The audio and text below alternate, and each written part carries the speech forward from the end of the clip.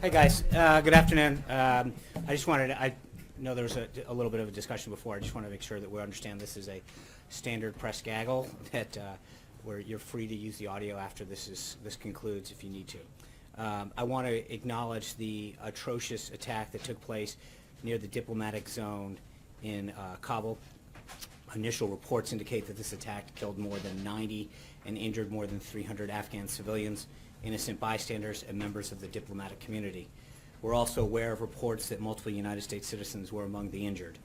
The United States strongly condemns this attack, which came during the holy month of Ramadan, and our embassy will continue to work with our Afghan and coalition partners to provide assistance and help bring the perpetrators of this attack to justice. The President just concluded a call with the President of Afghanistan to relay our deepest condolences, and we will have a readout of that call shortly.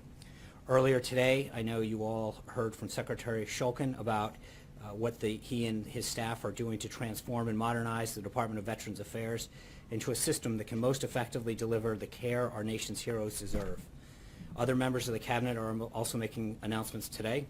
This morning, Secretary of Health and Human Services, Dr. Tom Price, announced that over $70 million in grants to help communities and healthcare providers address the opioid crisis.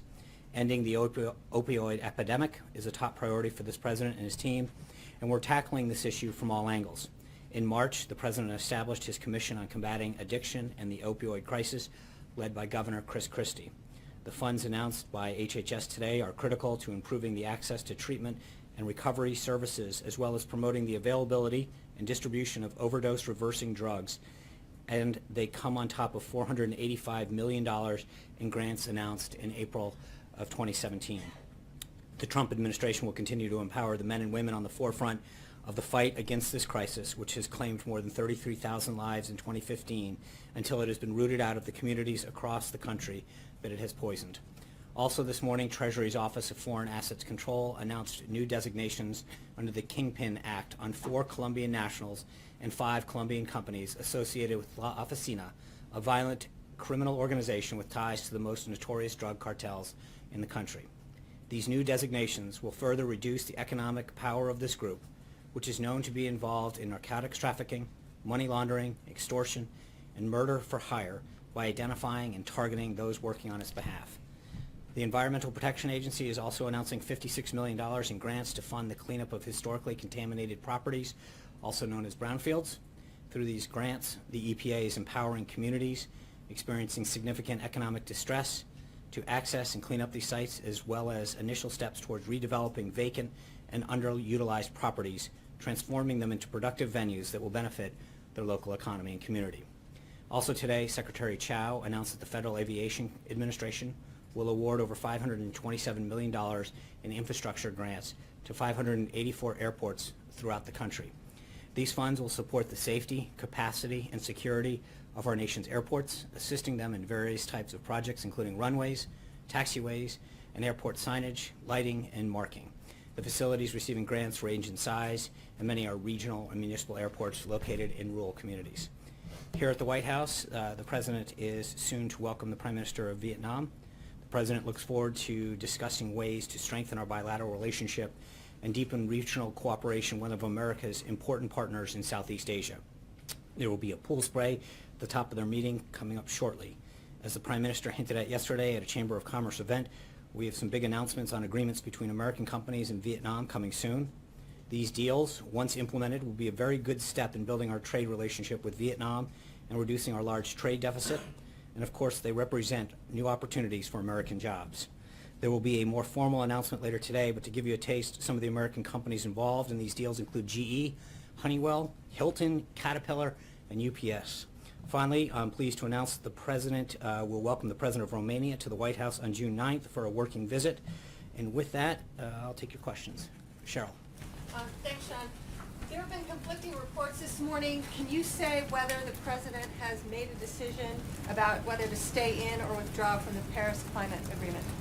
I think the President's comments on this, that he'll be making a decision in the next few days, stand.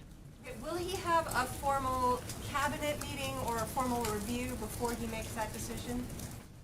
That'll obviously be up to the President to decide. Hunter. Thank you, Sean. Do you think people should be concerned that the president posted somewhat of an incoherent tweet last night and that it then stayed up for hours? No. Why did it stay up so long? Is no one watching this? No, I think the president and a small group of people know exactly what he meant. Blake. Wait a minute. What is confetti? Blake. What does it mean? Blake.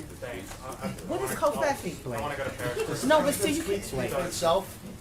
Blake. Is at this point with thank you. Is at this point with Paris, is it fully removed, fully stay in, or is there a middle ground that the president is willing to negotiate? I think some pieces cut out, some pieces remain. Look, when the president has a decision, he'll make that announcement and he'll make it clear what the basis of that is. And then- Try it. Thanks, Sean. Two quick questions.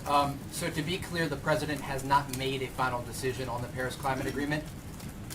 I obviously don't know whether or not he's made it, but when he's ready to make an announcement, he'll make it clear. And one quick follow-up. Who is he consulting with when he is making this decision? What factors is he considering? He's listened to a lot of people, both here, industry leaders, as I think Director Cohen mentioned last week. He consulted with foreign leaders, but he's talked to industry leaders. He's had a lot of input, and ultimately he'll make the decision. John. Thank you, Sean. Two questions. First, yesterday you spoke very strongly and passionately about the president's commitments to human rights. Will he bring up his own strong belief in human rights with the Prime Minister of Vietnam, particularly given the very negative reports on human rights from Human Rights Watch and the State Department? I'm not going to get into the private discussions the president's had. I think we've talked about this with respect to other foreign leaders, that he believes that a lot of the effectiveness of his actions is done behind scenes, and we'll have a readout for that meeting when it's done. All right, my other Yeah. question Yeah, is sorry. this. Yesterday, you answered my question about the president and President Duterte of the Philippines and his war on drugs. President Duterte has also declared martial law in Mindanao in fighting terrorists and has suggested he might declare a nationwide martial law, not unlike that of the Marcos regime for 15 years. Does the president have any views? I think you should touch base with the State Department on that. Yeah. Thanks, Sean. Does the White House still plan on releasing ethics pledge waivers by tomorrow? And if so, will that be administration-wide? And is there any information you can get to us on how to access that? Yeah, I should have an update for you at some point on that. I'm not ready to discuss it at this time. Zeke. Thanks, Sean. Just following up on the Jerusalem Embassy Act waiver, has the president made a decision? Sources are saying he's going to issue it. And does the president have any update on the timing of his decision as fulfilling his campaign pledge to move the embassy? I expect something very soon on that. And so will the president also give an explanation for why he's taking whichever action he's taking, given that this was a central campaign pledge of his? Yeah, I think once we have a decision, we'll put it out and we'll have a statement for you. Amen. Thanks, John. A little while ago, Elon Musk tweeted a threat to withdraw from some of the White House CEO councils if the president leaves the Paris Accord, makes that decision. Does the White House have any reaction to that? I think let's wait and see what the president's decision is. I don't want to get ahead of the president. When he makes that decision, we'll let you know and have any further reaction at that time. Can you characterize Elon Musk's level of input here? He said he's been I advising don't. the president I on can't. this. And this is somebody that the White House obviously has invited multiple times and participates on multiple councils here. So is he a trusted advisor? Or how I would think you that characterize the him? president has a lot of people that he gets input from on a lot of issues.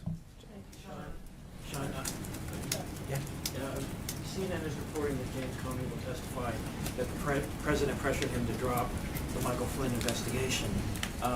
Did the president engage in obstruction of justice in repeated meetings with James Comey? Our job, we are focused on the president's agenda, and going forward, all questions on these matters will be referred to outside counsel Mark Kasowitz. Thanks, Sean. The president met with European leaders last week, obviously.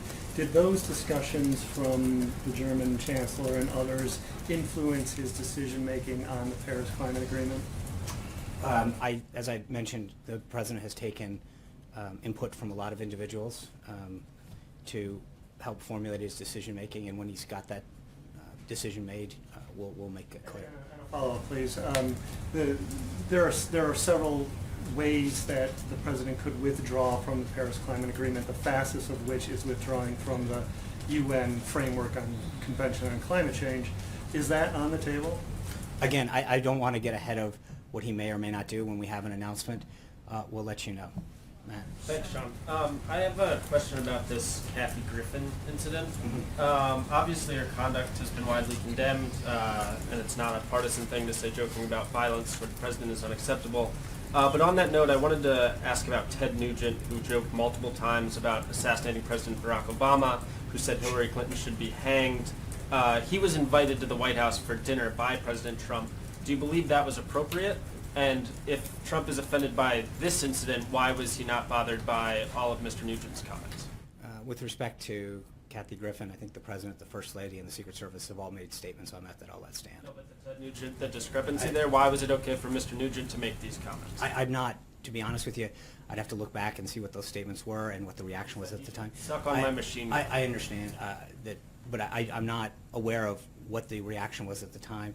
I know that the statement with respect to Ms. Griffin was acknowledged by both the First Lady, the President, and the Secret Service. But Ted Nugent Francesca. did say that, Sean. Francesca. Thank you, Sean. Thank Not to beat a dead horse here on the Paris Agreement, though. There have been several reports today that said the president is planning to pull out of the Paris Agreement. Are you saying that those reports are wrong, that he has not made a decision yet? No, what I am saying is that when the President has a decision to make, he'll let people be it known. And I don't think whether it's a personnel decision or any other action that we tend to get ahead of the President. He's the ultimate decider, and when he has a decision to make, he'll let you know. I'm sorry for the delay, but I know we've got Vietnam welcoming here. Catch up with you later. Thank you, guys. I'm sure that he's going to be.